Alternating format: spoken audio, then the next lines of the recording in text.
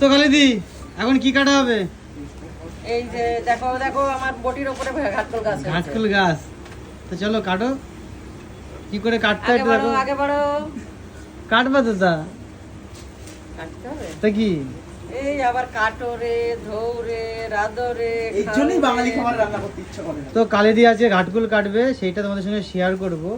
দেখো ঘাটকুল সবাই বাড়িতেই কাটে, কিন্তু কালিদি হোটেলে কি করে কাটে? অনেকে ভাবে যে ঘাসপালা দিয়ে সব কেটে দেয়। কালিদি দেখো সেটাকে একদম সরু সরু দিশি ঘাটকল তো। পরিষ্কার পরিচ্ছন্ন করে নিচ্ছে। ছাড়ালাম না। গোড়াটা কেটে ফেলে দিল প্রথমে। এটা মাটি। তো মাটির চুটি আছে তাই না কালিদি? দেখো এটাকে কেটে নেওয়া হচ্ছে। এই ঘাটকল দিয়ে এক থালা ভাত খাওয়া হয়ে যাবে। এক থালায় তো। আর রান্না কি কি দিতে হবে কালিদি? রান্না হবে ঘাটকল বাটা হবে। মানে বাটার সঙ্গে কি কি এটা যদি বল রেসিপি। কাঁচা লঙ্কা, হুম। রসুন হুম, আর হচ্ছে কালো জিরে ভাজা। বাহ। তারপর মিক্সিতে বাটা হবে না শিলনোড়াতে? মিক্সিতে বাটা যাবে। এখনকার শিলনোড়ায় বাটা টেস্ট কোনটাই বেশি হয় কালিদি?